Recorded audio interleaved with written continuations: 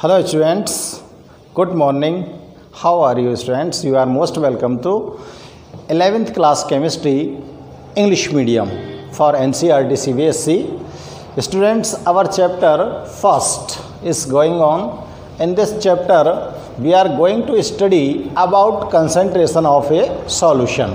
किसी भी सॉल्यूशन की कंसंट्रेशन को किस प्रकार से हम डिटरमाइन कर सकते हैं और उनको डिफरेंट वेज में कैसे हम ऑब्टेन करते हैं, ये सारी चीज़ों को हम यहाँ पर स्टडी करने जा रहे हैं। तो स्टूडेंट्स, वीडियो को ध्यान से चेक करेंगे, बहुत ही इम्पोर्टेंट टॉपिक है आपके लिए।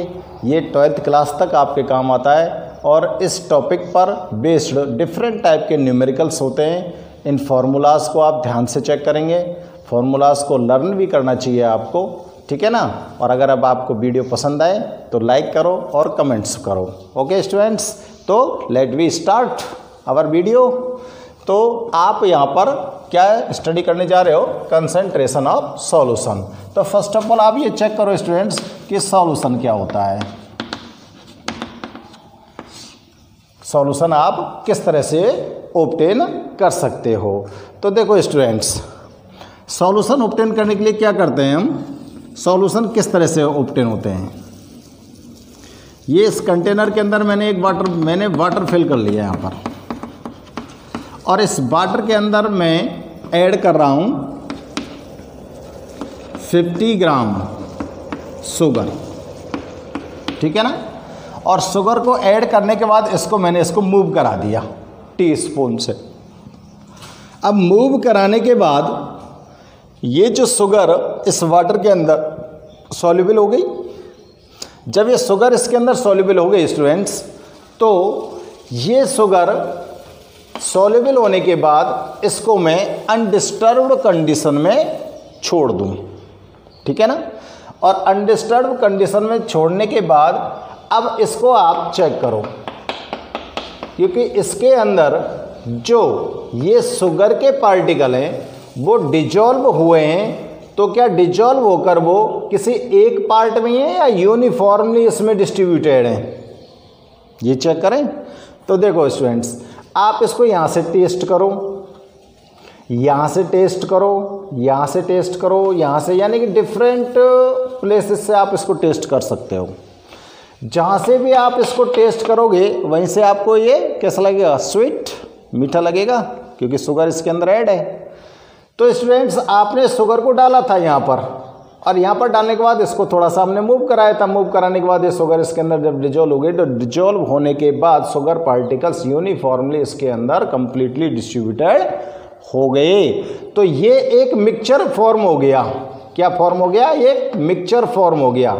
और ये मिक्सचर कैसा हो गया? होमोजेनस। कैसा मिक्सचर ऑब्टेन हो गया आपको? होमोजेनस मिक्सचर ऑब्टेन हो गया। तो स्टूडेंट्स, यही क्या बन गया आपके पास? सॉल्यूशन ऑब्टेन हो गया, ठीक है ना। तो सॉल्यूशन को किस तरह से डिफाइन करें?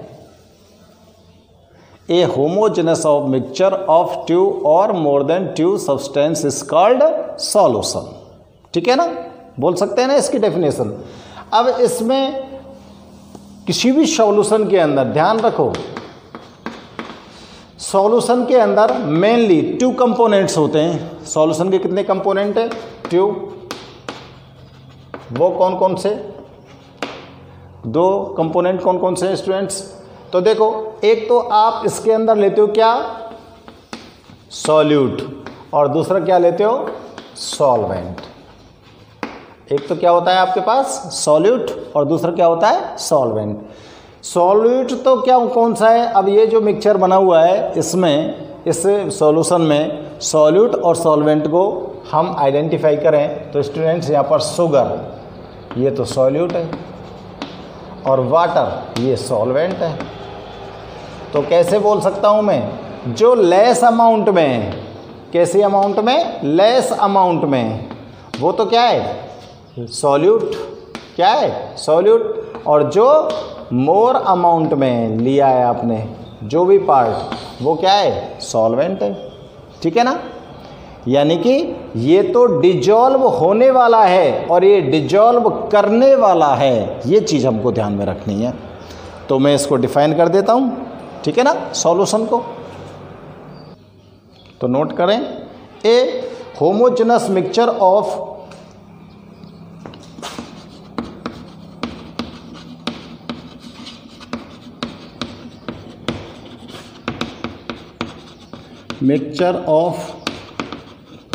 two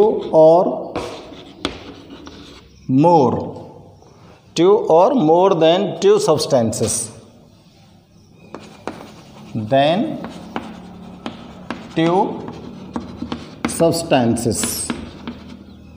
is called solution। ठीक है, इसको क्या बोलोगे आप? सॉल्यूशन। ठीक है ना। अब देखो एग्जाम्पल नोट कर दूं मैं यहीं, ये बिल्कुल आप बहुत ढंग से स्टूडेंट्स इसको ध्यान देंगे। आपने क्या लिया था? वाटर प्लस शुगर, इसका होमोजेनस मिक्सचर बना, और आप क्या ले सकते हो? वाटर प्लस साल्ट ले सकते हो। ठीक है ना, ये भी होमोजेनस मिक्सचर बना देगा।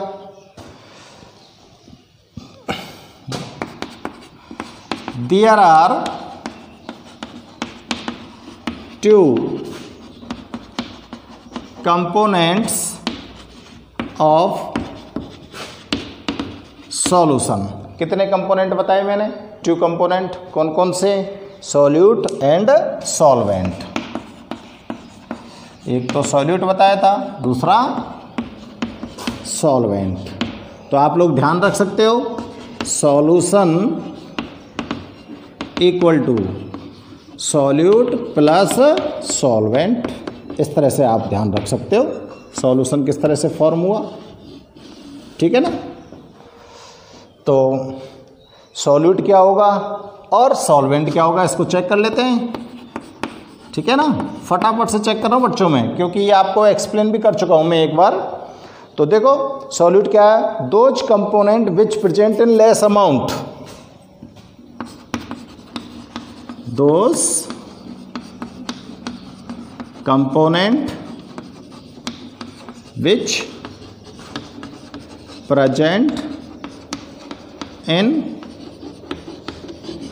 less amount, जो कम मात्रा में प्रेजेंट है उसको क्या बोल दिया?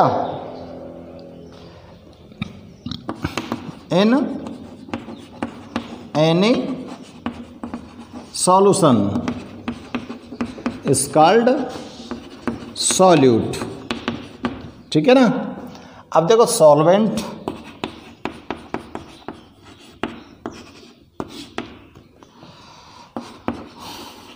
those component which present in much amount in any solution is called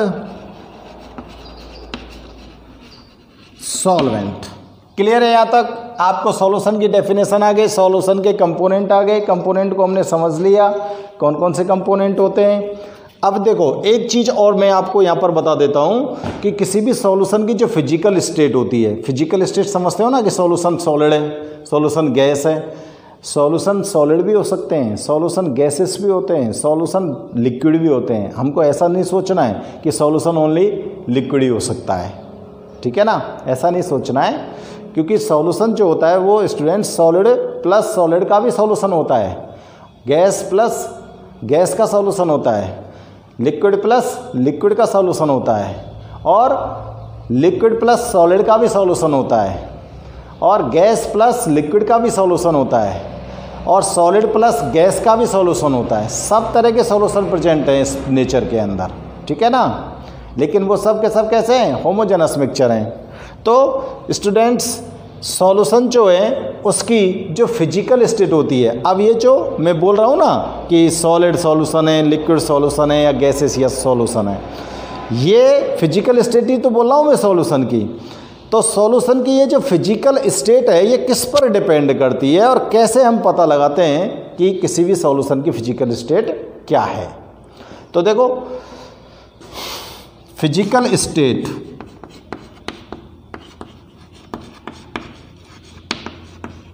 of solution.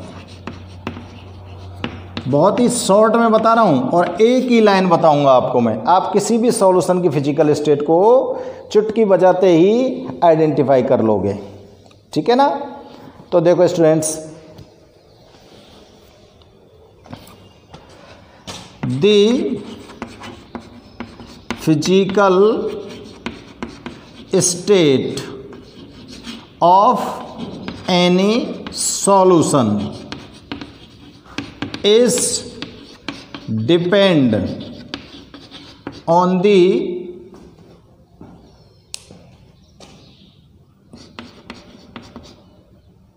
physical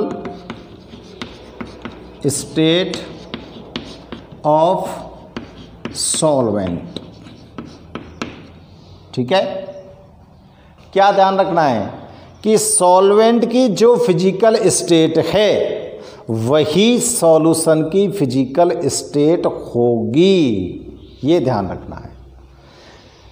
अब देखो, मैंने वाटर प्लस शुगर का सॉल्यूशन आपको बनाया, इसकी फिजिकल स्टेट बताओ। तो स्टूडेंट्स यहाँ पर वाटर तो क्या है, सॉल्वेंट, शुगर क्या है, सॉल्यूट। शुगर लेस अमाउंट में है कि नहीं है, वाटर मच अमाउंट में है कि नहीं है, ठीक है ना। इन चीज़ों का ध्यान रखना है। तो यहाँ पर सॉल्वेंट की फिजिकल स्टेट क्या है, लिक्विड। तो ये जो सॉल्यूशन फॉर्म होगा, इस सॉल्यूशन की फिजिकल स्टेट भी क्या होगी, लिक्विड ही होगी। क्या होगी, लिक्विड ही होगी। होगी कि नहीं होगी। तो सॉल्वेंट की जो फिजिकल स्टेट होती है वही किसी सॉल्यूशन की फिजिकल स्टेट होती है। इसको कन्फर्मली आप लर्न करेंगे। ओके, तो आप इसको नोट करिए स्टूडेंट्स, और नोट करने के बाद अब मैं आपको इसकी जो कंसंट्रेशन होती है सॉल्यूशन की, उनको किस तरह से हम चेक कर सकते हैं वो यहाँ पर स्टडी करते हैं। तो आप इनको एक बार नोट करिए। अब देखो चेक करते हैं concentration of solution. Concentration of solution, solution की कंसंट्रेशन को कैसे डिटरमाइन करें, ठीक है ना। तो देखो बच्चों, किसी भी सॉल्यूशन की जो कंसंट्रेशन होती है वो किस पर डिपेंड करती है। सीधी सी बात आप ध्यान रख सकते हो, किसी भी सॉल्यूशन की जो कंसंट्रेशन होती है वो डिपेंड करती है अमाउंट ऑफ सॉल्यूट पर, ठीक है।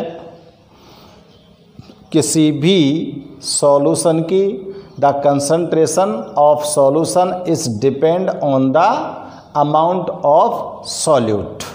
अगर सॉल्यूट की अमाउंट ज़्यादा है तो मोर कंसंट्रेशन, और सॉल्यूट की अमाउंट लेस है तो लेस कंसंट्रेशन। जैसे देखो, आप लोगों ने यहाँ पर दो नाम सुने होंगे, कंसंट्रेटेड एसिड और डाइल्यूट एसिड, ऐसे नाम सुने हैं ना। तो कंसंट्रेटेड एसिड क्या होते हैं और डाइल्यूट एसिड क्या होते हैं, ठीक है ना। तो देखो स्टूडेंट्स, हमने कोई एसिड लिया, 100 ml वाटर फिल कर लिया मैंने यहाँ पर, ठीक है ना। इस वाटर के अंदर मैंने 20 ml HCl एसिड को डाल दिया, एक तो ये ले लिया मैंने, और एक यहाँ पर मैंने क्या लिया स्टूडेंट्स, इसमें 100 ml वाटर ले लिया और इसके अंदर मैं 50 ml HCl डाल रहा हूँ। क्लियर। अब बताओ, ये भी एक सॉल्यूशन है, ये सॉल्यूशन बन गया, सॉल्यूशन 1, और ये भी एक सॉल्यूशन बन गया। सॉल्यूशन 2। तो किस सॉल्यूशन को आप कंसंट्रेटेड सॉल्यूशन बोल सकते हो या किस सॉल्यूशन को आप डाइल्यूट सॉल्यूशन बोल सकते हो, बताओ। मैंने आपको अभी बताया था कि किसी भी सॉल्यूशन की जो कंसंट्रेशन होती है वो डिपेंड करती है अमाउंट ऑफ सॉल्यूट पर। यही तो बता रहा हूं मैं आपको, ठीक है ना। अब बच्चों आपको इस चीज को यहां पर चेक करना है कि कौन सॉल्यूट है और कौन सॉल्वेंट है। जिसकी अमाउंट मच है वो तो क्या है, सॉल्वेंट है, और जिसकी अमाउंट कम है वो क्या है, सॉल्यूट है। अब सॉल्यूट की अमाउंट अगर इसके अंदर आप लेस डाल रहे हो, कम अमाउंट में डाला मिलाया यहाँ पर मिक्स किया है सॉल्यूट को, तो ये सॉल्यूशन कैसा होगा, और यहाँ पर मच अमाउंट को मिक्स किया तो ये सॉल्यूशन कैसा होगा, ठीक है। तो यहाँ पर सॉल्यूट की अमाउंट अगर लेस है तो ये डाइल्यूट सॉल्यूशन होगा। किसके रिलेटिव में, एज रिलेटिव टू सॉल्यूशन 1। भाई इस सॉल्यूशन की रिलेशन में अगर इसको मैं चेक करूं तो ये डाइल्यूट होगा और ये कैसा होगा, कंसंट्रेटेड, ठीक है ना। कंसंट्रेटेड होगा कि नहीं होगा, बात समझ में आ रही है कि ना आ रही। इस चीज को और तरीके से समझो, देखो यहां पर आपने 100 ml वाटर लिया और इसके अंदर आपने 50 ग्राम शुगर को ऐड किया, और यहां पर आपने 100 ml वाटर लिया और इसके अंदर आपने 70 ग्राम शुगर को ऐड किया। कौन सा सॉल्यूशन कंसंट्रेटेड होगा, ये वाला कि ये वाला? ये कंसंट्रेटेड है, क्योंकि यहां पर क्या है, सॉल्यूट की अमाउंट ज़्यादा है, इसके रिलेशन में ज़्यादा है ना भाई। As relative to that solution the amount of solute is more. तो मैं आपको बस यही बिल्कुल फैक्ट चीज़ बता रहा हूँ कि आपको सीधे सीधे ध्यान रखना है कि किसी भी अगर सॉल्यूशन की कंसंट्रेशन आपको यहाँ पर डिटरमाइन करनी है तो वहाँ पर आप सिर्फ एक चीज़ पर अपना फोकस रखिए कि कंसंट्रेशन अमाउंट ऑफ सॉल्यूट पर डिपेंड करती है। सॉल्यूट की अमाउंट आप अगर इंक्रीज करते जाते हो तो सॉल्यूशन की कंसंट्रेशन भी इंक्रीज होती चली जाएगी, और अगर सॉल्यूट की अमाउंट डिक्रीज होती है तो कंसंट्रेशन भी डिक्रीज हो रही है, ठीक है ना। तो किसी भी सॉल्यूशन की कंसंट्रेशन डिपेंड कर गई किसके ऊपर, अमाउंट ऑफ सॉल्यूट के ऊपर, ठीक है ना। तो देखो अब इसको आप डिफाइन भी कर सकते हो। चलो मैं इसको डिफाइन करके आपको बताता हूँ कैसे डिफाइन कर सकते हैं हम, ठीक है ना। चेक करते हैं बच्चों। तो देखो the quantity of solute, the quantity of solute, the quantity of solute present in certain amount, present in certain amount of solvent is called concentration of solution, ठीक है ना। किसी भी सॉल्यूशन की सर्टेन अमाउंट में जो सॉल्यूट की amount present है वही उसकी क्या कहलाएगी, कंसंट्रेशन कहलाएगी। क्लियर है ना। अब इस कंसंट्रेशन को आप किसके, सॉल्वेंट के रिलेशन में भी डिटरमाइन कर सकते हो और सॉल्यूशन के रिलेशन में भी डिटरमाइन कर सकते हो। भाई सॉल्यूट के रिलेशन में भी डिटरमाइन कर सकते हो आप, और सॉल्यूशन के रिलेशन में भी डिटरमाइन कर सकते हो। समझ आ रही बात। देखो ये मैंने 100 ml वाटर फिल कर लिया यहाँ पर, ठीक है। इसमें मैंने 50 ग्राम शुगर को ऐड कर दिया। अब मुझे इस सॉल्यूशन की कंसंट्रेशन निकालनी है, और कंसंट्रेशन निकालनी है एज रिलेटिव टू सॉल्यूट। देखो concentration relative to solvent, solvent के सापेक्ष या सॉल्वेंट के सापेक्ष मेरे को कंसंट्रेशन निकालनी है, किसकी? सॉल्यूशन की। तो देखो कंसंट्रेशन के लिए क्या करूँगा मैं, जो अमाउंट ऑफ सॉल्वेंट है उसको डिवाइड कर दूंगा किससे? अमाउंट ऑफ सॉल्यूट से। तो यहाँ पर मेरी कंसंट्रेशन कितनी आ गई? हाफ। कितनी आ गई बताओ? हाफ कंसंट्रेशन आ गई ना। अब अगर इस कंसंट्रेशन को मैं किसके रिलेशन में निकालना चाहूँ? सॉल्यूशन के रिलेशन में। तो देखो कंसंट्रेशन रिलेटिव टू सॉल्यूशन। तो स्टूडेंट्स यहाँ पर मेरे को ध्यान रखना पड़ेगा कि सॉल्यूशन जो फॉर्मूला है वो सॉल्यूट प्लस सॉल्वेंट दोनों से मिक्स होकर ही तो बनाए। तो सॉल्यूट कितना लिया था आपने? 50 ग्राम, और ये कितना लिया था आपने? 100 ग्राम। टोटल सॉल्यूशन कितना हो गया? 150 ग्राम। अब इसकी अगर कंसंट्रेशन मेरे को निकालनी है तो 150 ग्राम में मेरे को डिवाइड करना पड़ेगा, किसका? 50 का। तो इसकी कंसंट्रेशन 1/3 आएगी। समझ आ रही है ना बात? तो आप सॉल्वेंट के रिलेशन में भी इसकी कंसंट्रेशन को डिटरमाइन कर सकते हो और सॉल्यूशन के रिलेशन में भी इसकी कंसंट्रेशन को डिटरमाइन कर सकते हो। ठीक है ना। अब देखो कंसंट्रेशन को हम डिफरेंट वेज में किस तरह से डिटरमाइन कर सकते हैं उसको भी हम चेक कर लेते हैं। ठीक है, तो आगे बढ़ते हैं स्टूडेंट्स हम। The concentration of solution,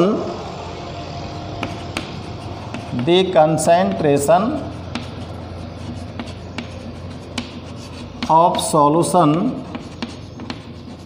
can be expressed by following ways. Following ways. तो देखो फर्स्ट ऑफ ऑल कितने वे से हम कंसंट्रेशन को डिटरमाइन कर सकते हैं। तो एक बार मैं सभी मेथड्स को नोट कर दूं। तो देखो आप निकाल सकते हो मास परसेंटेज, और इसको डिनोट करते हैं स्टूडेंट्स हम small w by capital W %। ठीक है ना। और आप बता सकते हो यहाँ पर क्या कंसंट्रेशन निकाल सकते हो, किससे? मोल फ्रिक्शन से। मोल फ्रिक्शन, ठीक है ना। और आप डिटरमाइन कर सकते हो किससे? देखो मोल फ्रिक्शन, और बता सकते हैं हम किससे? मोलरिटी। मोलरिटी भी क्या है? कंसंट्रेशन है। मोलरिटी ये भी सॉल्यूशन कंसंट्रेशन है। और मोलेलिटी, मोलेलिटी ये कंसंट्रेशन आपको यहाँ पर स्टडी करनी है आपके सिलेबस में, 4 कंसंट्रेशन। ठीक है ना। तो आप 4 कंसंट्रेशन को यहाँ पर नोट कर सकते हैं, और पहली कंसंट्रेशन में आपको ये एक्सप्लेन करता हूँ। ठीक है भैया। तो चलो आप इनको एक बार नोट कर लो और मैं मास परसेंटेज को आपको एक्सप्लेन करता हूँ। क्लियर। तो फर्स्ट कंसंट्रेशन थी हमारी mass percentage,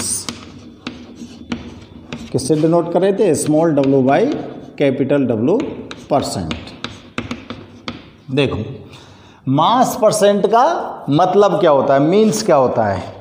the percentage by mass means the percentage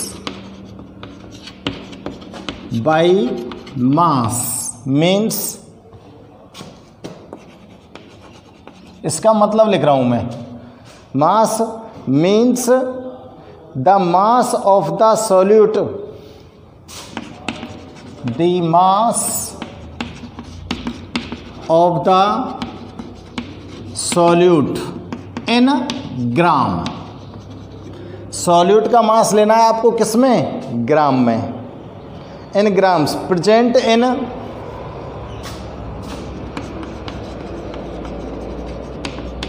present in 100 gram of solution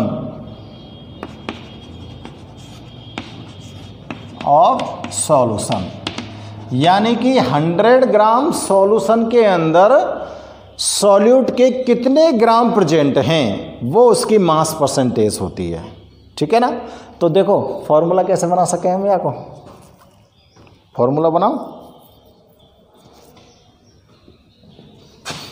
mass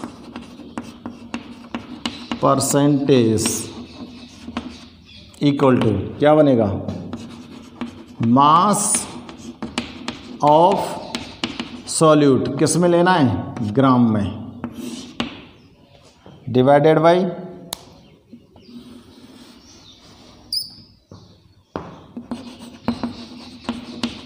amount of solution, इसको भी किस में लेना है, ग्राम में, और मल्टीप्लाई किससे कर देना है, 100 से। ठीक है ना, निकाल सकते हैं ना। तो मास की जगह अमाउंट लिख सकते हो, जो भी अमाउंट आपको गिवन है, जो भी अमाउंट आपको गिवन है। ठीक है ना। तो इसको और कैसे लिख सकते हैं हम, देखो, amount of solute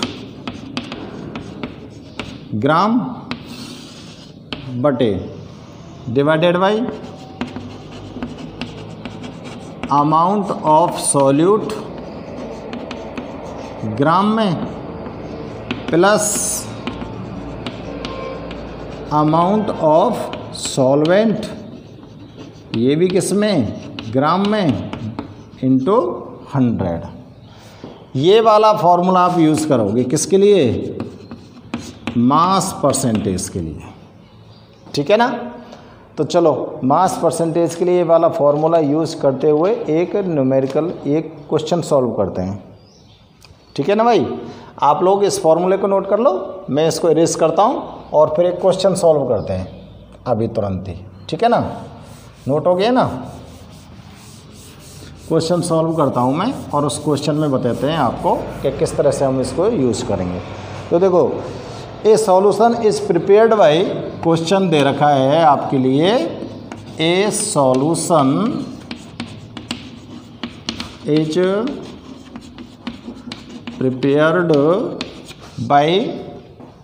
prepared by adding 2 gram of a substance,